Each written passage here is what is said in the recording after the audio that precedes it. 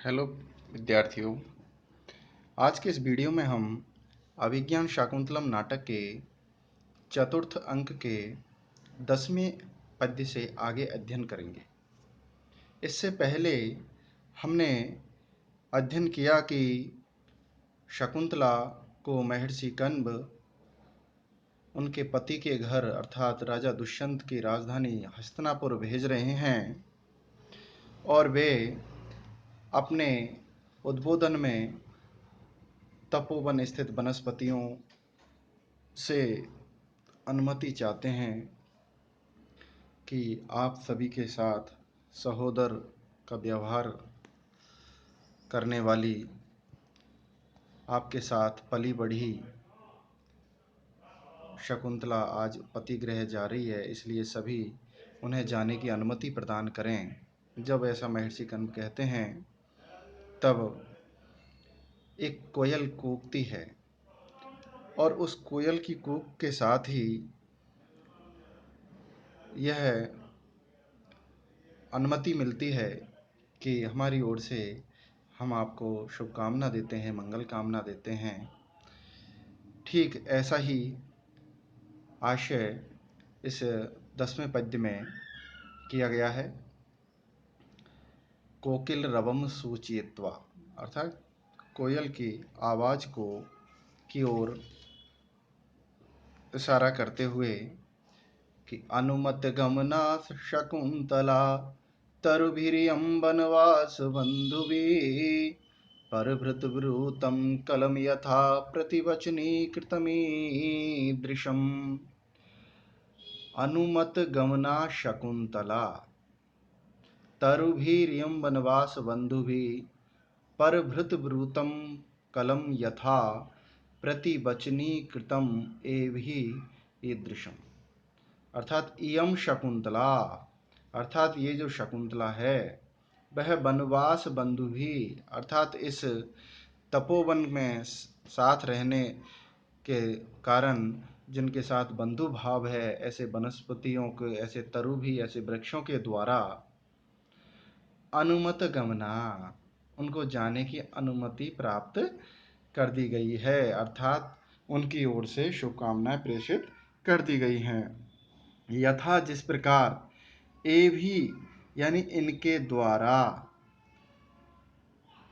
कलम जो अस्पष्ट सा, परभृत ब्रूतम जो परभृत यानी कोयल का जो मधुर कुंजन है उसके द्वारा, ईदृशम इस प्रकार, प्रतिवचनी कृतम मानो मेरे प्रश्न का उत्तर दिया हो कि हमारी ओर से अनुमति है। मैंने जो उनसे अनुमति मांगी थी उन्होंने इस प्रकार इस कोयल की कूक के माध्यम से अनुमति प्रदान कर दी है।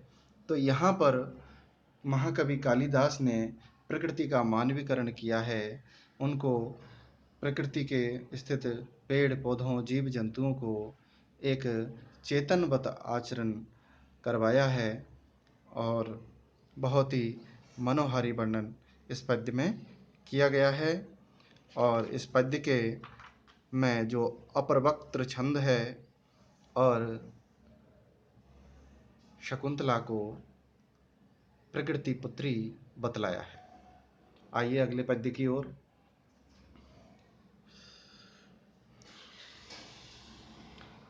आकाश में आकाशवाणी की ओर जैसे होती है और देखते हैं सभी क्या कि रम्यांतर कमिलिनि हरतै शरोभिश्छायाद्रुमैः नियमतार्कमयूखतापः भूयात् कुशशेयरजो मृदुरेणुरस्य शान्तानुकूलपवनश्च शिवश्च पन्था।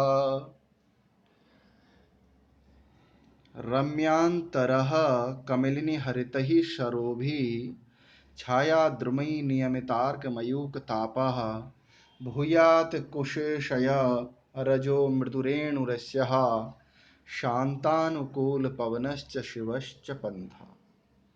अर्थात अश्या पंथा, इस शकुंतला का जो रास्ता है वह अश्या पंथा यानी शकुंतला का जो रास्ता है अर्थात अपने पति गृह की ओर जाने का जो मार्ग है वो कमलिनी हरितई, कमलिनियों से हरा भरा, हरे भरे, सरोभी, सरोवरों से रम्यांतर सुंदर है। अर्थात रास्ते में अनेक सरोवर हैं जिनमें कमलिनी खिली हुई हैं, जिनके कारण मार्ग अत्यंत सुंदर प्रतीत हो जाएगा।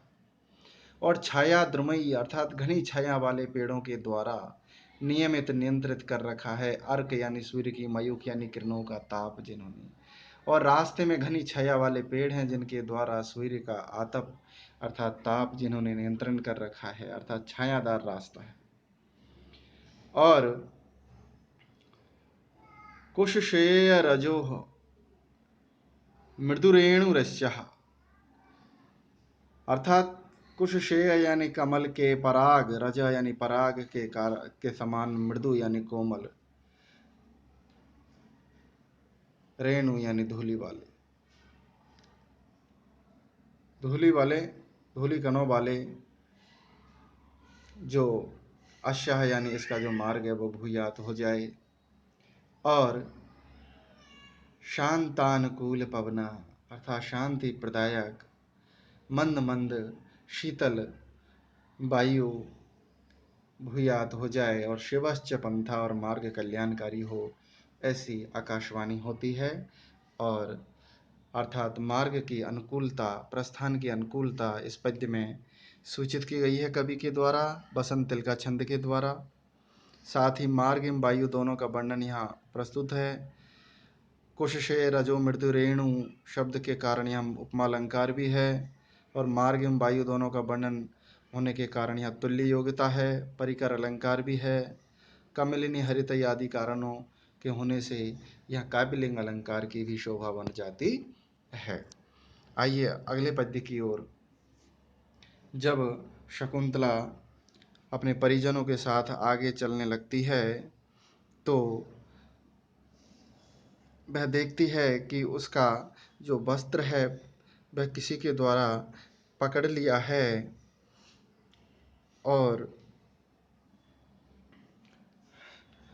तो वहाँ पर जो प्रियंवदा है वो अपनी प्रिय सखी शकुंतला से कहती है कि आपके वियोग के कारण अर्थात आपके जाने के विरह के कारण देखिए प्रकृति भी रो रही है, आंसू बहा रही है। उसी भांति आंसू बहा रही है जिस प्रकार एक कन्या की विदाई के समय उसके परिजन, उसके बहन, उसके माँ बाप, उनके भाई, उनके चाचा ताऊ सभी रुदन करते हैं और जिनका हृदय कलेजे को आ जाता है। ठीक वैसे ही आश्रम का भी यही वातावरण है। कहते हैं, प्रियंवदा कहती है कि उद्गलित दर्भ कवला मृग्यः परित्यक्तनर्तना मयूरः अप्सृत पाण्डुपत्रा मुच्यन्ते अश्रुणी विलता। मृग्यः यानी हरणियों ने उद्गलित उगल दिए हैं दर्भ कमला, दर्भ यानी आधी चबाई हुई घास के कवल यानी ग्रास उगल दिए हैं अर्थात खाना छोड़ दिया है। मयूरहा मोरों ने परित्यक्त छोड़ दिया है नर्तना नाच करना, और मोरों ने भी नृत्य करना छोड़ दिया है। और लताहा यानी जो आश्रम की जो बेलें हैं उन्होंने अपसृत छोड़ते हुए पांडुपत्र पीले पत्रों के कारण मुच्यंती अश्रुणी लता मानो वो आंसू बहा रही हैं। वो पीले पत्ते गिर रहे हैं लताओं से, ऐसा लग रहा है जैसे वो रुदन कर रही हैं और आंसू बहा रही हैं। तो यहाँ पर हरिणियों को ग्रास जो वो चबा रहे थे घास के कबल उनको उगलते हुए दिखलाया है। मोरों ने नाचना त्याग दिया है, लताएं भी पीले पत्तों को विसर्जित करते हुए मानो आंसू बहा रही हैं। इस प्रकार यहाँ पर बहुत ही स्वाभाविक वर्णन किया गया है। और मुच्यंती अश्रुणीव लता, मुझे मानो आंसू बहा रही है, इस शब्द के द्वारा यहाँ उत्प्रेक्षा अलंकार है और समासोक्ति अलंकार तो है ही और आर्या छंद है। अब जब शकुंतला अपने पिता से कहती है कि हे पिताजी, मेरी लता भगनी बनजो तृष्णा से भी मैं विदा ले लूं। और वह उसके पास जाके उसको गले लगाती है। तब महर्षि कण्व उनसे, अपनी पुत्री से को आश्वस्त करते हुए कहते हैं कि संकल्पितं प्रथमेव मया तवार्थे भर्तारमातृसदृशं सुकृतैर्गता त्वं च्यूतेन संसृतवती नवमालिकेयम् अस्यामहं त्वयि च सम्प्रतिवीर्तिचिन्तः। कि मया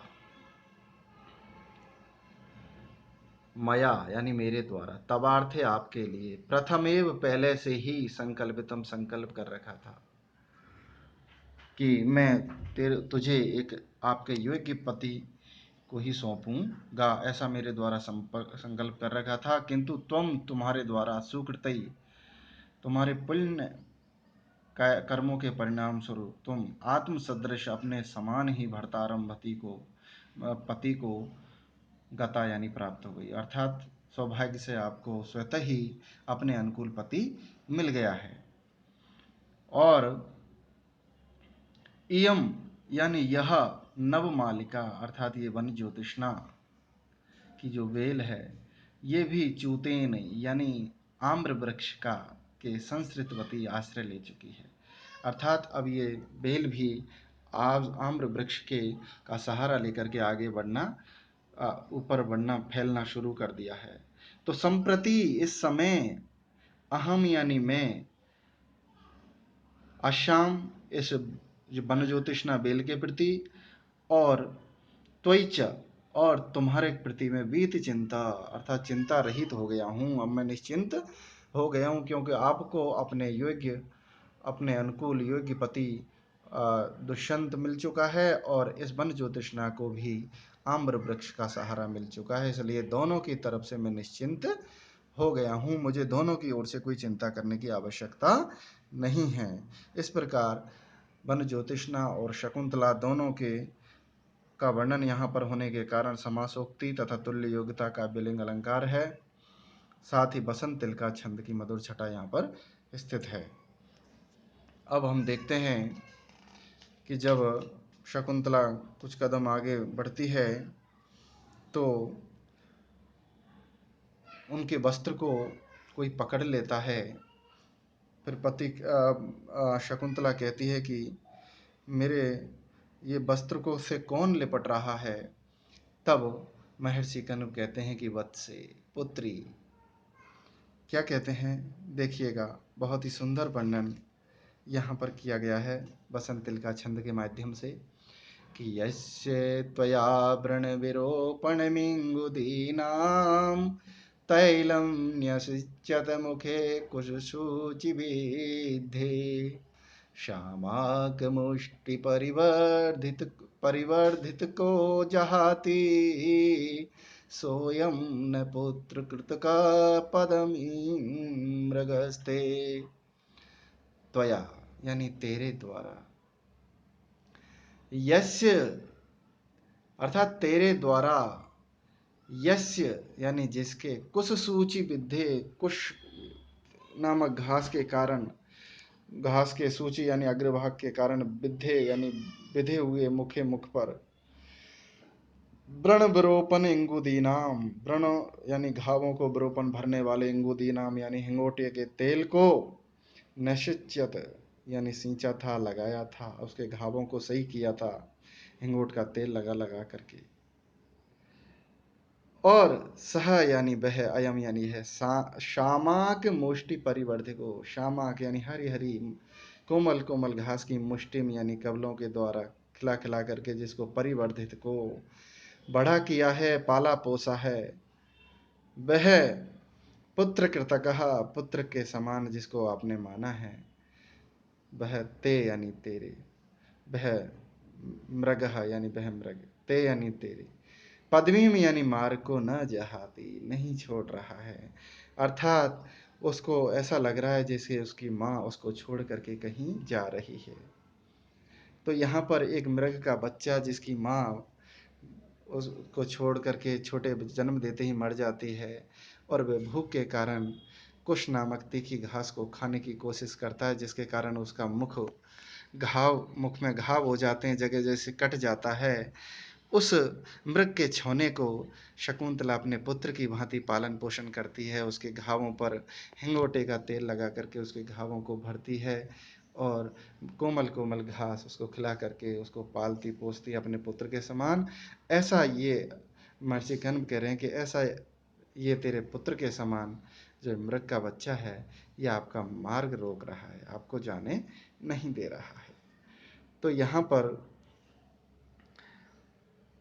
महर्षि कण्व के माध्यम से कवि कालिदास जी के द्वारा एक वनवासी जीवन और उनका प्रकृति प्रेम का यहाँ पर चित्रण किया गया है और बहुत ही स्वाभाविक और मनोहर वर्णन होने के कारण स्वभावोक्ति अलंकार है, साथ ही काव्यलिंग अलंकार भी है और वसंतिल का छंद है।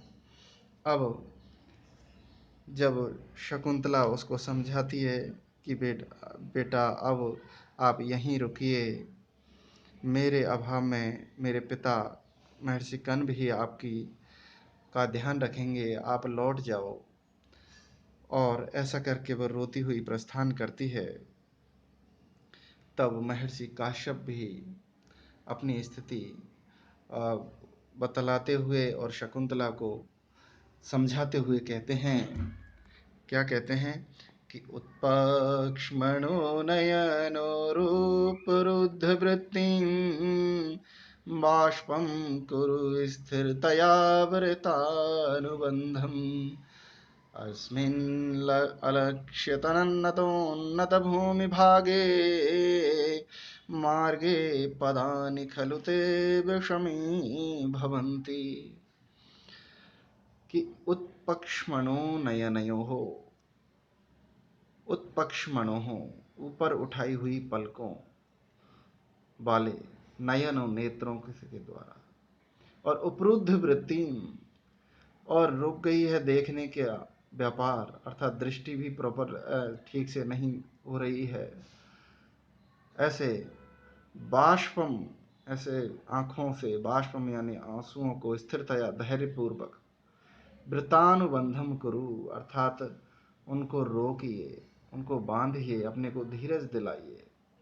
हे बेटी, ऊपर की ओर नेत्र किए हुए, ऊपर की ओर पलकों उठाए हुए नेत्रों वाले और दृष्टि भी जिनसे आंसुओं के कारण ठीक से दिखाई नहीं पड़ रहा है, ऐसी आँखों को आप आंसुओं धैर्यपूर्वक अपने आंसुओं को रोकने की कोशिश कीजिए, अर्थात अपने आप को धीरज दीजिए, रोइए मत।